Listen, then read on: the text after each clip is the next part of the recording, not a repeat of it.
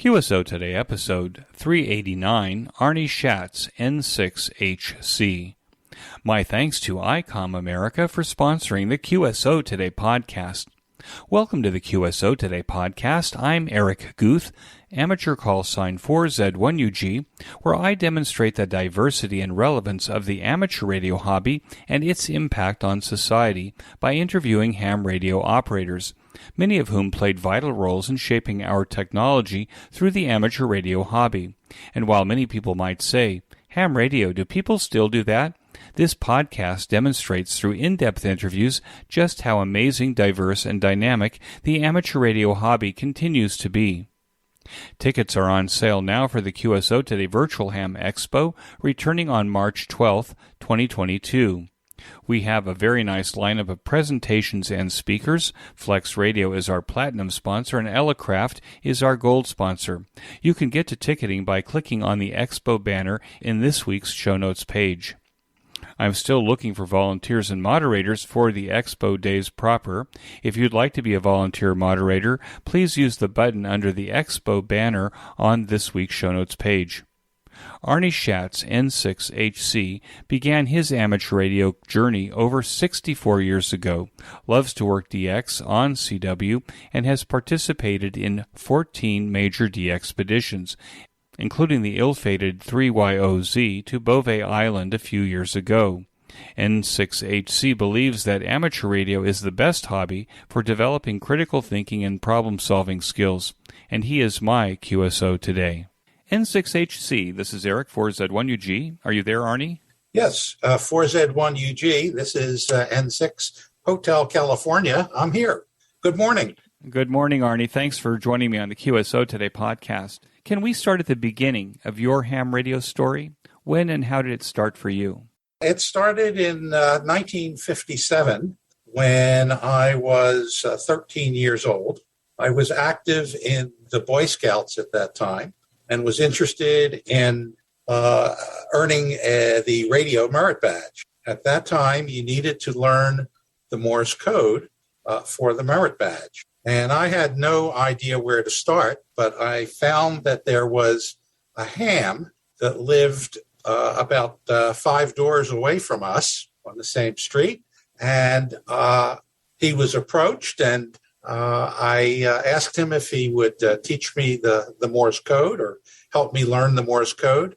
And he said yes, but with one stipulation, and that was that I would have to take a ham radio licensing test as well.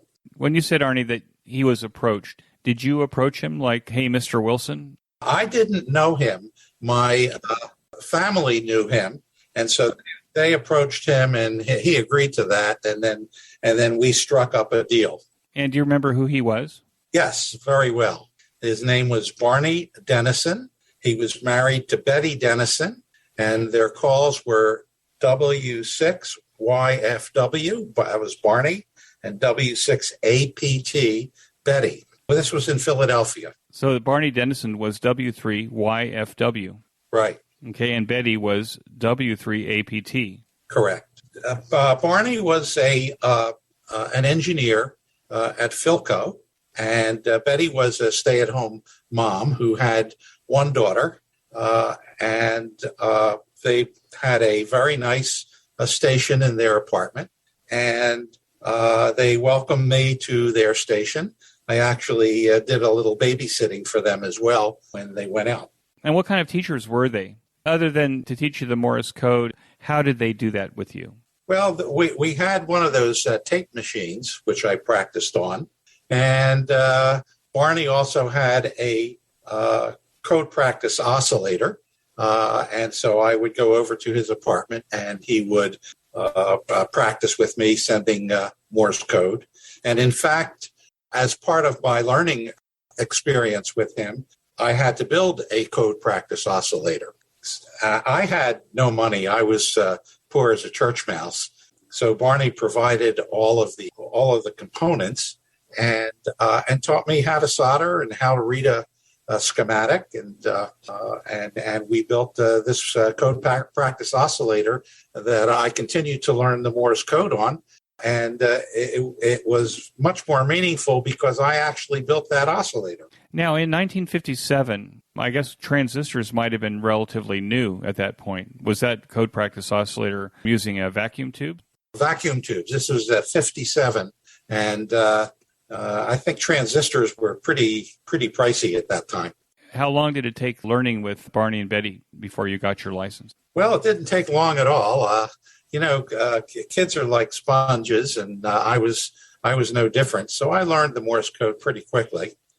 Took the novice test and passed it, and lost interest in the Boy Scouts. At that point, my next question was, well, what do I do with this license? I remember receiving it in the mail. It was May 31st, 1957. And Barney said, well, we'll see what we can do. So he actually scrounged up some World War II surplus equipment and showed me how to set it up in my bedroom in my house. And we threw a wire out the window.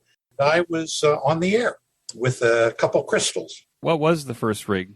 Well, I actually don't remember. It was some kind of surplus equipment. Kind of like the ARC 5s?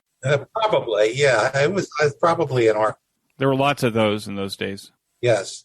And from that, I graduated to a borrowed AT1, the Heathkit AT1. And in fact, in my later years, I had an opportunity to purchase an AT1. And so I still have an AT1 as part of my radio collection, and it actually works. Do you remember what the receiver was that you had in your first rig? Yeah, my first receiver was an AR2, also a Heathkit, very unstable receiver, but it worked, and I got on the air and became relatively active. The license was used that summer, the summer of 57, quite extensively. I pretty much lived in my bedroom, trying to make contacts and trying to work WAS with a 20-foot piece of bell wire hanging out of my window. As a novice, you had 80, 40, and 15 meters in those days. Correct. You were doing WAS, worked all states, on 15? Yes, primarily 15 because a very short antenna, and of course it would be hard to work anything past the western border of Pennsylvania on 40 or 80 with a setup like that. I think the AT1 ran all of maybe 10 watts. Now, it's my understanding from a little bit of research that you actually had an interest in passing traffic. Did that start as a novice? Yes, it did. I learned about message handling, and I used to participate in the Eastern Pennsylvania traffic handling nets for a period of time. They met on 80 meters, and by that time, of course, I had a much better antenna. I had a 75-foot long wire with that was probably 20 feet off the ground. But it worked. Just getting it out there. Exactly. When did you upgrade? I upgraded in October of 1957. I had my novice for about 5 months. I went down to the FCC office in Philadelphia and passed the first time for my general class license. At that point, I decided that I wanted to upgrade my station as well. So I found ways to make a little bit of money, and I eventually bought a Globe Chief transmitter, built a screen modulator because now I had phone privileges as well, and got on the air with that setup. I bought an NC88 receiver. And that pretty much totaled my bank account. Yeah, I bet it did. What did kids do in the late 50s to make money? Well, living in Philadelphia, we had some pretty harsh winters, so I shoveled snow. I tried to get a paper route, but that didn't work. I was 13, and I'm Jewish. I had a bar mitzvah, and I got some money as presents during from my bar mitzvah, and I made good use of that buying amateur radio equipment. So how did the rest of your operating go, at least until you went to college? And did the high school or did the school that you went to in Philadelphia, did it also have an amateur radio station? Oh, absolutely. We had a great amateur radio station, club and station at Central High School in Philadelphia. The club was called the 807 Club. It had nothing to do with drinking beer and everything to do with the 807 final. We were able to get a station set up on the top floor of the school, and all the members of the club had a key to this room that was above the cafeteria. And we had a little long wire antenna. We had a Johnson Navigator, I believe, and I don't remember what the receiver was. And so we used that station during our lunch period. We weren't able to use it after school or before school, but it did afford us the opportunity to get on the air from high school as well. Were there a large number of kids who had licenses at your school? Yeah, we had quite a few. In fact, you've actually interviewed one of them. Jim Talon's N3JT was a contemporary of mine. I was a couple of years older than him. We had, at least 10 or 15 hams in the club. What was happening at Central High School or in the area in those days that would cause you to have so many? I don't think I've spoken to anyone in 389 episodes that actually was in a high school radio club that had that many members. Central was the academic high school for Philadelphia. So we didn't suffer any fools at that school. And everybody was on their way to college, and everybody had a love of learning. And so it wasn't difficult to find people who were interested in radio at that time. And of course, another thing was that was the year that Sputnik went up, and so there was a push to get kids interested in science. It was my understanding that also at that time the sunspot cycle was you could work the world with a wet noodle. Was that time as well? That's absolutely correct. I have never experienced such a wonderful propagation as we had in 1957. So what happened after that, Arnie? Well, I went on to Temple University in Philadelphia as well. I wanted to become a physician, so I was in the pre-med program. I had to put amateur radio aside because I spent a lot of my free time working at a supermarket to earn my tuition for college. And then I went on to medical school at Temple University as well.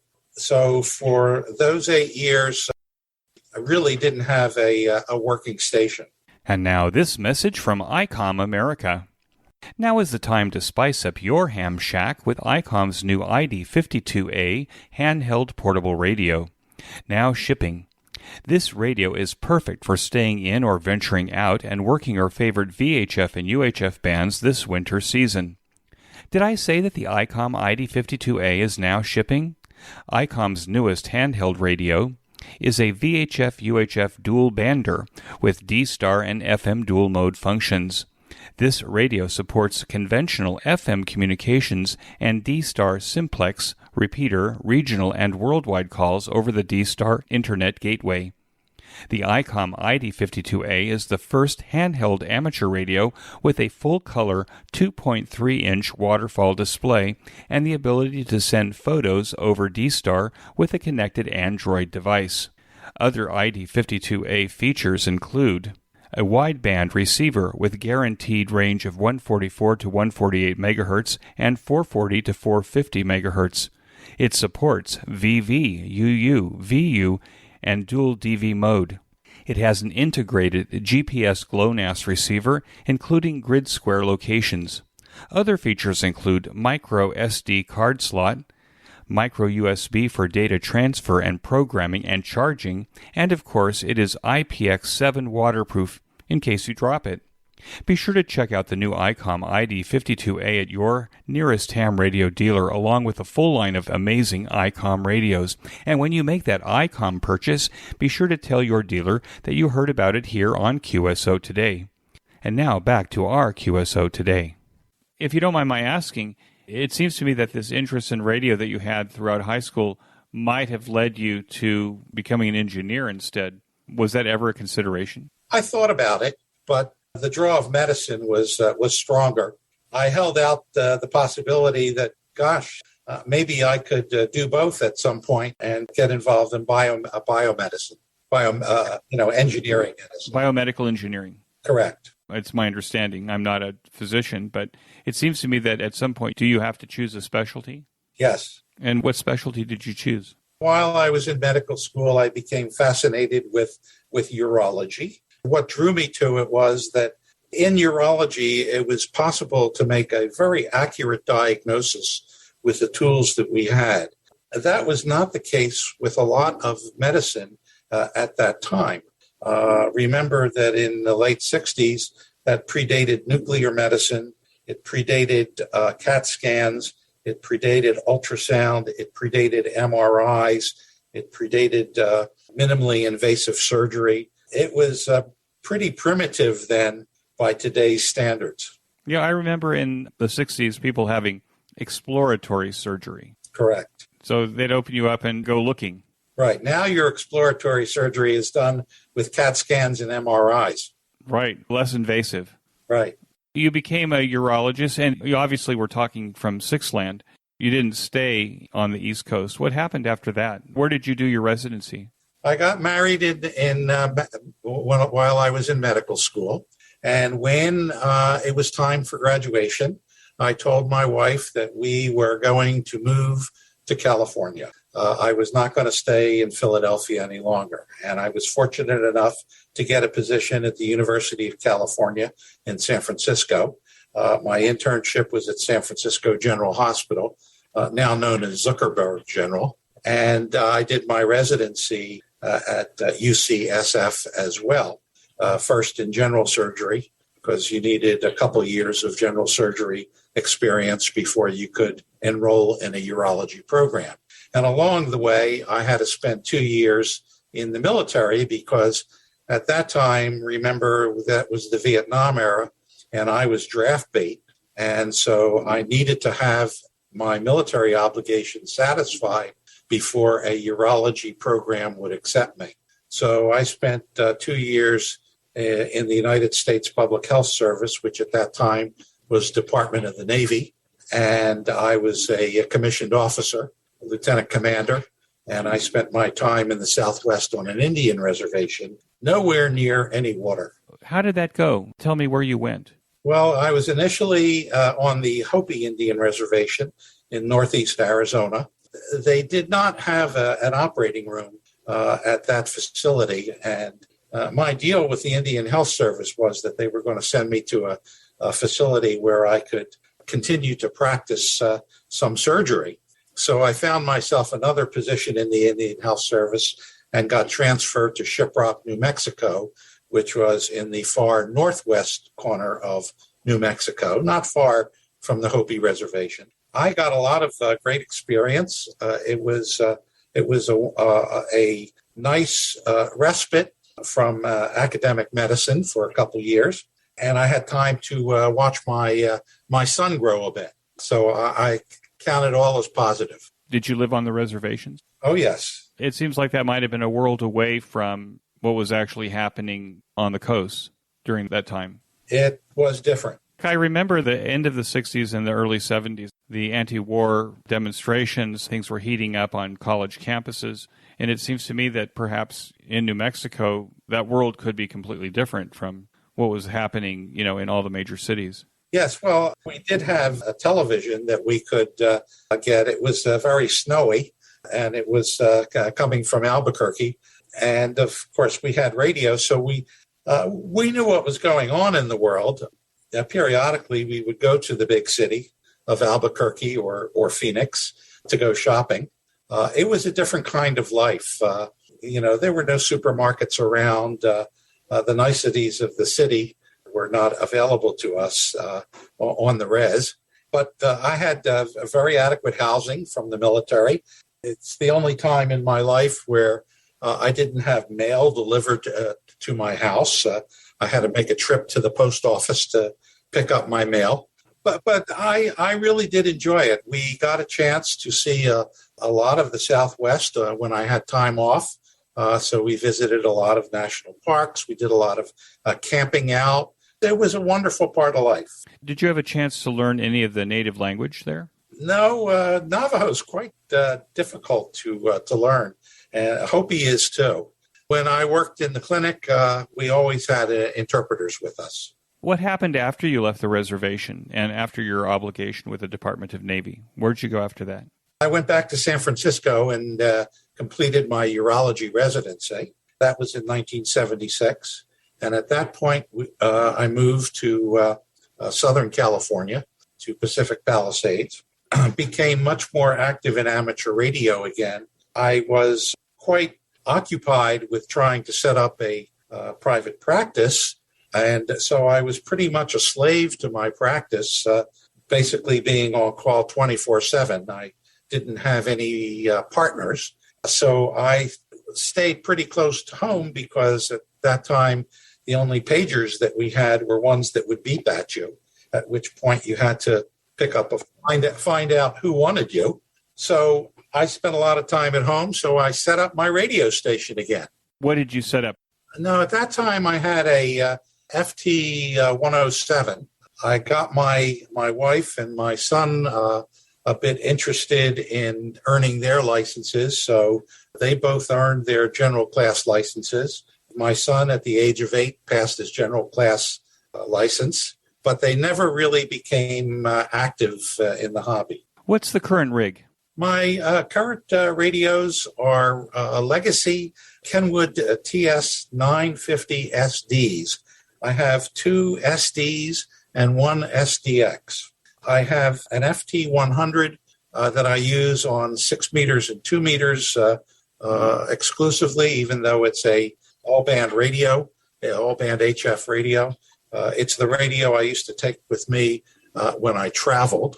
I have no interest in buying a newer transceiver. These transceivers have worked wonderfully for me. I've earned number 1 honor roll on sideband, and honor roll DXCC on CW, and close on RTTY. When you spoke about the current rig, and you've got 2 of the Kenwood 950 SDs, do you operate SO2R? I have that capability, but I found that it was too frantic. It required too much multitasking, and I didn't find it that important in contesting to perform at that level. So I was more than happy to just run SO1R. Now, Pacific Palisades is kind of in the center of Southern California, I think, for the most part, at least along the coast. And there's tens of amateur radio clubs. Did you belong to any amateur radio clubs at that time? There weren't many amateur radio clubs, local amateur radio clubs. There was the West Side Amateur Radio Club, but it really wasn't a very active radio club at that time. Being a contester, I was approached by the Southern California Contest Club.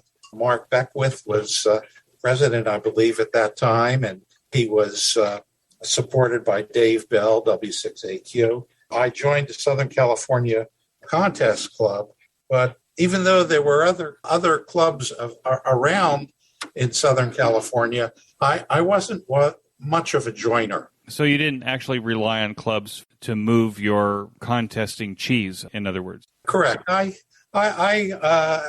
Southern California Contest Club was enough for me. In fact, I hosted some of the meetings at the house. That's how we met, how the club met. I got to meet the more active amateur operators in Southern California through contesting. Now, it's my understanding from a little research that you kind of operated Hotel California from your house and entertained a lot of visiting amateur radio operators in DX. Can you tell a little bit about that? Did you have some memorable stories? I've hosted some people coming through Southern California. More since I've lived in Orange County, I had a pretty recognizable call since I was quite active both in the contesting community and the DXing community. So if somebody was coming through the area, there was a possibility that I might get contacted by them. Now, I read someplace that you're a member of CERT, or you were a member of CERT. What is CERT? CERT is a Community Emergency Resources Team, and it's basically for dealing with necessities of life in an emergency situation. And I'm involved with CERT, the CERT organization here in Orange County at the city of Costa Mesa. To a lesser extent, my local CERT organization in Tustin. This is the same organization that Gordon West is involved with. He also lives in Costa Mesa as part of MESAC. There are resources on the communications level for CERT, but we have to be trained in all aspects of assisting first responders, both the police department and the fire department. Are these organizations active? I mean, do they have like regular meetings, regular training? The Costa Mesa group does. We lost our sponsor at the Tustin Police Department about a year ago, and it's been very hard to recruit somebody to sponsor us. But Costa Mesa is very active. Do you find that in Southern California that amateurs are really necessary for emergency operations when there's a fire? Southern California seems to have a lot of natural disasters. Are hams needed, and are they busy? You know, I'm not sure because I am not a member of ARES and I'm not a member of RACES. Well, one of the things that FEMA has done is they've organized the communications frequencies between first responders. It wasn't that long ago that fire and police and other first responders were all on different frequencies, and coordination was very difficult, even through the ICS. So, but recently, this has been all coordinated so that everybody is now on the same frequency. And I think because of that, I am not sure that amateur radio operators are that critical to emergency response anymore. And I know that's a heresy to say that, but I think it approaches the truth. I want to take a minute to tell you about my favorite podcast, the Ham Radio Workbench Podcast, with George, KJ6VU, and now joined by Rod, VA3ON, Mike, VA3MW, Mark, N6MTS, and Vince, VE6LK. Every 2 weeks, George and company offer up a status report on the many amateur radio projects on their workbenches and explore projects on their guests' workbenches. This group is project active and prolific, covering many technical areas of amateur radio. So the next time you want a deep dive into ham radio electronic project building, or to learn about technology, tools, test equipment, construction techniques, and the rest, listen to the Ham Radio Workbench podcast, available on every podcast player and channel. Use the link in this week's show notes page to get to the Ham Radio Workbench podcast directly. And now back to my QSO. Now, you're a member of the ARRL, both the Legacy Circle and the Maxim Society. What do you think the most important role is that the ARRL plays that causes you to support it? Well, it's the national organization. It's our voice with the feds, with FCC. I think that without a centralized clearinghouse to deal with all the various facets of amateur radio, we'd be lost. I'm all in favor of supporting our national organization. I've been fortunate enough to meet Dave Minster personally. Spent a weekend with him at a convention. I think he's got some interesting ideas. I knew Dave Sumner when he was the CEO, and he did, I think, a very good job of keeping us all together. I've been a member of the ARRL for all of my years of amateur radio, 65 years. Even living here in Israel, I'm a member of the ARRL. I think it's probably one of the most important ham radio organizations in the world, perhaps, especially with their output of educational material and spectrum advocacy and that kind of stuff. So I know how it works when you don't have that. We have new and returning hams also listening to this podcast, and one of the first things perhaps is that hams should join the ARRL for the resources that they provide, but also the services that go unseen. I would agree, 100%. What's your favorite DX contest? From Southern California, DXing is an issue. It's really difficult to be competitive in a DX contest. So I never really got into DX contesting seriously. What I got into was DXpeditioning. It's fun being on the other side of pile-up. I couldn't participate in any of that while I was in practice. But in 2005, when things kind of settled down in my professional life, I started doing DXpeditioning. And I've been on 14 major DXpeditions. It's been a great opportunity to meet people from all over the world and live with them for 10 days to 2 weeks or longer, and get to know some other hams outside of the province of Southern California. And it's been fun to handle pileups. I enjoy a CW operating primarily. I operate sideband under protest, and I enjoy digital operating as well, especially the new FT8 mode. What do you like about FT8? It seems so different from CW. Or maybe not. Maybe if you're contesting with CW, it's still very fast. And maybe digital modes are like that. What is it that you like about FT8, for example? For one thing, that's where all the action is today. I'm sorry to say, I would like to see more action on the CW bands and even the sideband and RIDI segments of our allotted frequencies. But unfortunately, outside of contests, you don't hear a whole lot of activity. So if you want to exercise your radio and your antennas, FT8 is the place to go. You know, if I get up in the middle of the night and I turn my radio on and listen in the CW or sideband sections of the band, you don't hear very much. Go to the FT8 frequencies and it's jumping. Although it doesn't require a whole lot of brain power. At least you can make some contacts. You know, I'm a flexible guy.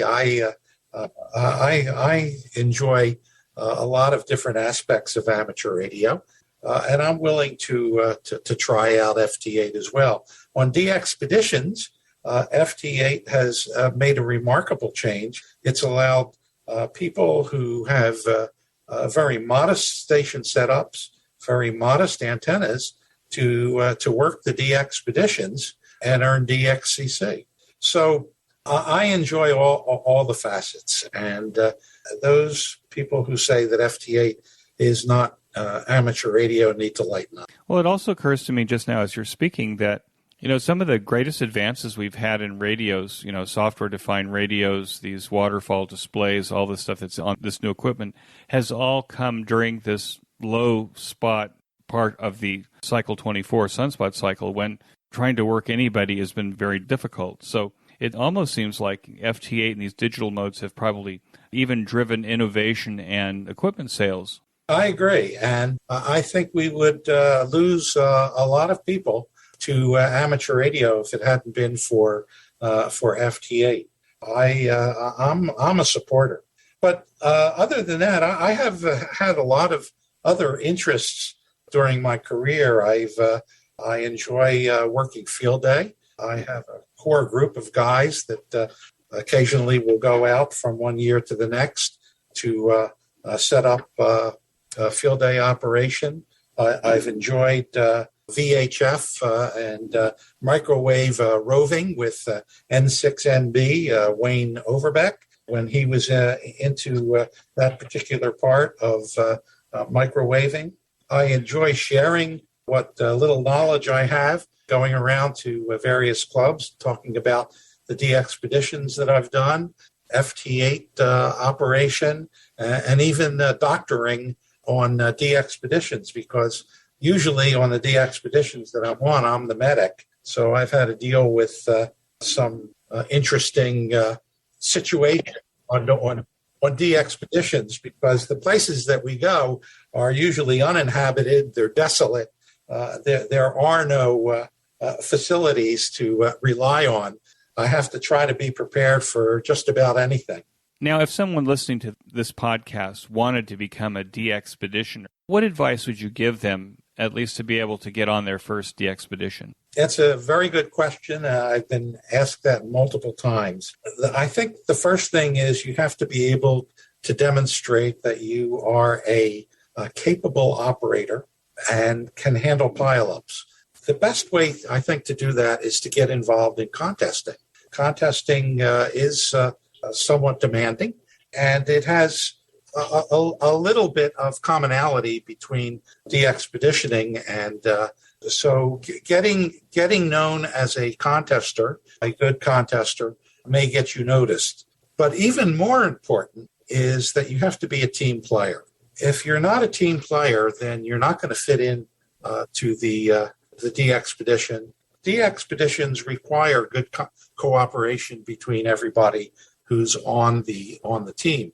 My expertise, other than the medic part, I know a little bit about antennas, at least how to set them all up. So I'm usually on the antenna team on a DXpedition. So it was a bit easier for me to break into the DXpeditioning activity because of my medical background. But you might be amazed to know that there are quite a number of physicians who have been on DXpeditions and provide medical care as well. If you're filling out the team, if you're running a DXpedition, so you're a capable operator, you can handle pileups, you're a team player, you might be a medic or you might not be. Are they also looking for other backgrounds, like the ability to fix a radio with it open on your knees, for example, or are they looking for a wide variety of skill sets that they can put on the team in order to be able to cover things because they're thousands of miles from any place? Absolutely. You know, every major DXpedition team has an IT or a group of IT experts on the particular radio that you are going to be taking with you. So everybody has some kind of talent that they bring to the team. Of the 14 or so major DXpeditions that you've attended or that you've been on as a team member since 2005, what do you think was the most difficult DXpedition for you? Oh, that's easy to answer. I was on the ill-fated 3Y0Z Bouvet expedition that never happened. We spent 31 days in the Southern Ocean bobbing around trying to get onto Bouvet. When we finally arrived, we were unable to do it. And of course, you've interviewed several people who were teammates of mine as well, K4UEE, Bob Alfin, and Craig Thompson, K9CT, among other luminaries, K0IR, W0GJ. We were all on that expedition. W8HC, Hal, that's the other HC. We were all on that expedition. It was horrible, and we were horribly disappointed. You were so close. I remember the pictures. You were practically circling the island. Both the helicopters turned out not to be usable, something like this? Yes, well, we couldn't use the helicopters because the seas were so rough that even if the helicopters could have taken off, they wouldn't have been able to land back on the ship. They couldn't have taken off because the wind was so strong that they would have been very difficult to control. It was a real horrible convergence of bad luck to be there at that time. Not to mention the fact that the ship really wasn't ready for this kind of expedition. What do you think the greatest lesson then is that you gained from these 14, including Bouvet? I don't know that I can say there are any lessons to learn other than to be flexible, be a good teammate, be willing to do just about anything that needs to be done for the good of the team, to listen to the leaders. Somebody's got to take the reins and guide the team. So I can't say any more than that about the DXpeditioning. We will return to our guests in just a moment. A new way to show your support of the QSO Today podcast is to buy me a coffee. I consume gallons of coffee to create this weekly podcast. Invite me for coffee by pushing the yellow button, Buy Me a Coffee, on the QSO Today show notes page. And now back to our QSO Today. What is the most unusual item that you packed for DXpeditions that you probably, it wouldn't even cross your mind unless you actually thought about the conditions, perhaps, of a DXpedition? Are you talking about the medical kit or? I'm talking about maybe not the medical kit, because I think probably as a physician, you probably would take up just about everything. But is there something that a regular team member would take on a DXpedition that he normally wouldn't take, if he was going on vacation with the radio? Not if he's prepared for operating under all conditions. You really got to think it out and make sure that you're ready, good to go, no matter what happens to you, short of totally losing all power. It's my understanding that with many of these DXpeditions that you also have drills where you actually practice packing, unpacking, in order to know how to put everything back once you've gotten it out, or how to get it out and put it up quickly, right? Were there a number of those kinds of drills? There were some. I actually was not involved in any of those. Well, I take that back. I was involved on my first expedition to Curry Island. I was involved with some of the packing, but most of the packing is done by a limited number of people, since there has to be a central place where all of the equipment is collected. I think for the Midway Island expedition, all of the equipment was actually staged at my house for that to be taken down to to Long Beach to be shipped.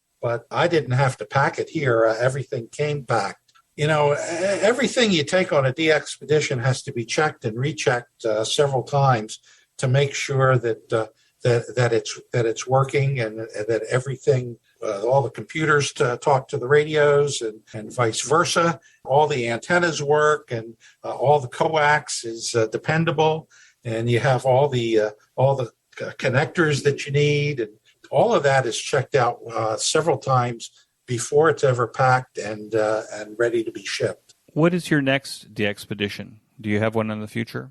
Actually, we are planning one now. I can't talk about it at this point, but it's been on hold because of COVID and the difficulty of traveling. I am planning on going on a fly-in September with a group of guys to Svalbard. That should be relatively easy because on Svalbard they already have a club station and antennas already set up. So it's simply a matter of bringing a couple amplifiers and a couple backup radios, and hopefully we'll be good to go. Now, Svalbard is like Finland or something like that. It's up in the Arctic Circle. Yeah, off of the coast of Norway. You get there flying through Oslo. It's the farthest north that I will have been if I'm able to pull this trip off. What do you think the greatest challenge is facing amateur radio now? I think that getting youngsters interested in amateur radio the way you and I were interested in amateur radio when we were youngsters, quite difficult. I actually participate club trustee for elementary school in Fontana, K6 DGE, Dorothy Grant Elementary. It's run primarily by Beverly Matheson, who is the teacher. And we've got a station set up, and we've actually gotten some kids licensed as well, most of them technicians, but some of them generals. And again, bear in mind that these are elementary school kids, so it's pretty amazing. I'm getting involved with another high school here in Santa Ana, the Samueli Academy, and they're getting ready to try to set up a radio station. So getting kids involved, I mean, that's the lifeblood of any organization. You get the old people, and you got the people in the middle, and then you got the youngsters. And without the youngsters, the hobby will die. And this is the best hobby in the world, to kind of quote Tim Duffy. I can't think of a better hobby in the world than amateur radio. So getting youngsters involved, encouraging them, providing for them the way my Elmer provided for me when I was a youngster. And it's really hard to get youngsters' noses out of cell phones.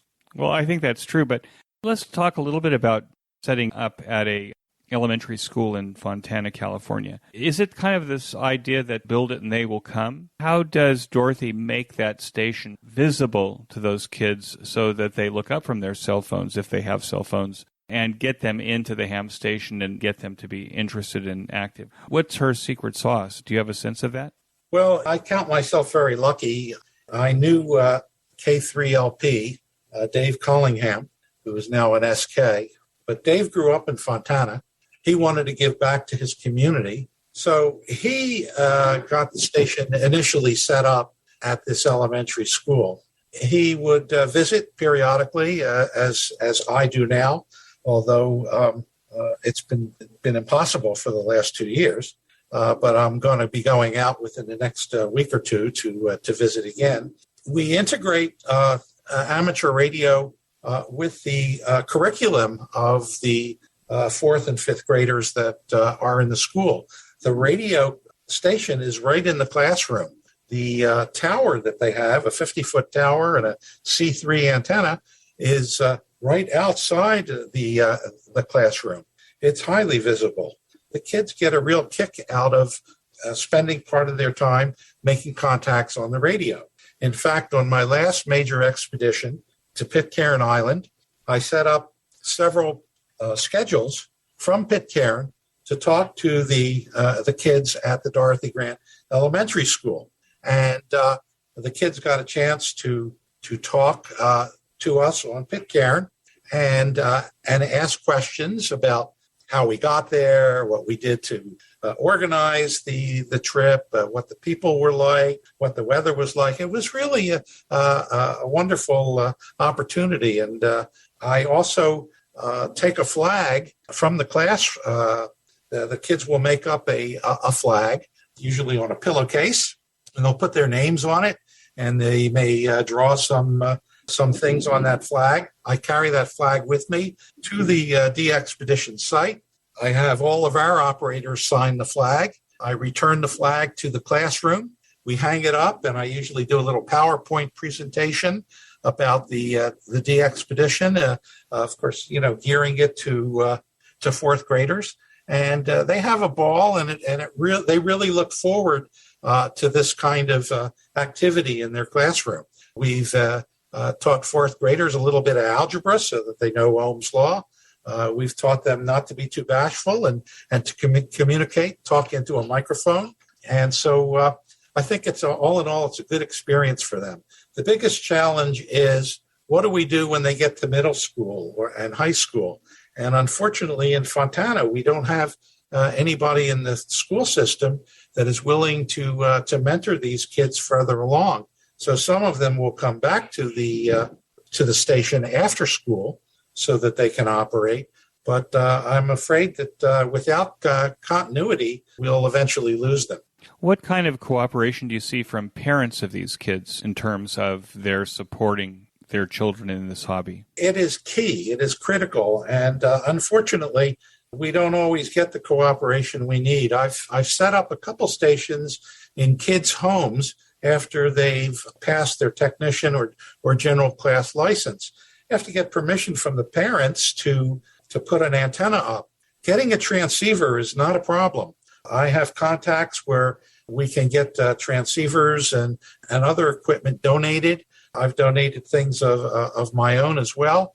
But getting to put up an antenna is key. And unfortunately, if you don't put up a good antenna, then the kids get frustrated because they can't work anybody. Run across a roadblock in that regard for some of the kids that want to have stations but can't put up antennas, either because their parents don't want antennas on the property or the homeowners association doesn't want an antenna. So I don't know how you get around that.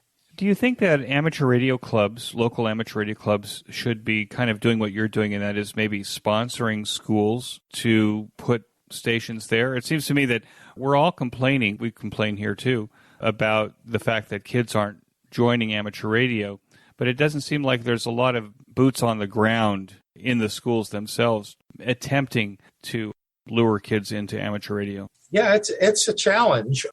Dave Minster at the league, I think, is trying to address this issue. Here in Southern California, we have several amateurs that have set up a foundation that is a resource for kids that need equipment. Wayne Spring, who you have interviewed in the past, W6IRD, and Carl Gardenius have started a foundation.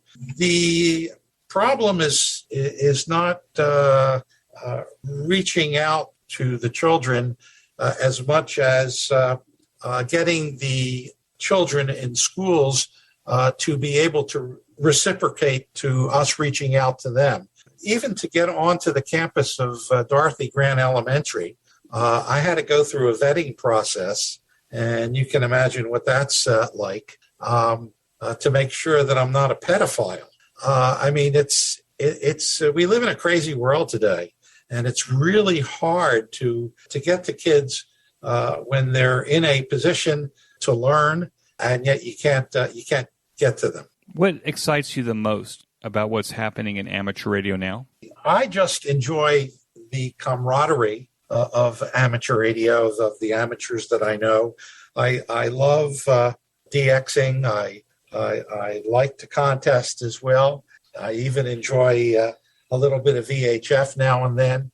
I can't say that there's one thing that I think is exciting to me. I try to be flexible and take it all in. I really enjoy this hobby and the fact that it crosses so many disciplines. I just enjoy being an amateur. What advice would you give to newer returning hams to the hobby? Have an open mind. Join a local club. Find out what's going on in amateur radio today. Be a team player. Be willing to help your club, whatever endeavors they pursue. You'll find that the more you reach out, the more people will respond to you and help you and make your amateur radio interface a pleasant and enjoyable one. Well, that sounds great. Arnie, thank you so much for joining me on the QSO Today podcast. I really appreciate your coming on today. Thank you for having me.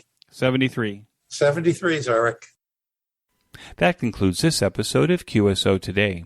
I hope that you enjoyed this QSO with Arnie. Please be sure to check out the show notes that include links and information about the topics that we discussed. Go to www.qsotoday.com and put an N6HC in the search box at the top of the page. My thanks to ICOM America for its support of the QSO Today podcast. Please show your support of ICOM America by clicking on their banner in the show notes pages. You may notice that some of the episodes are transcribed into written text. If you'd like to sponsor this or any other episode into written text, please contact me. Support the QSO Today podcast by first joining the QSO Today email list by pressing the subscribe buttons on the show notes pages. I will not spam you or share your email address with anyone. Become a listener sponsor monthly or annually by clicking on the sponsor buttons on the show notes pages, or use my Amazon link before shopping at Amazon. Amazon gives me a small commission on your purchases while at the same time protecting your privacy. I'm grateful for any way that you show appreciation and support. It makes a big difference as I head towards episode 400. QSO Today is now available in the iHeart Radio, Spotify, YouTube, and a bunch of other online audio services, including the iTunes Store. Look on the right side of the show notes pages for a listing of these services. You can use the Amazon Echo and say, "Alicia, play the QSO Today podcast from TuneIn."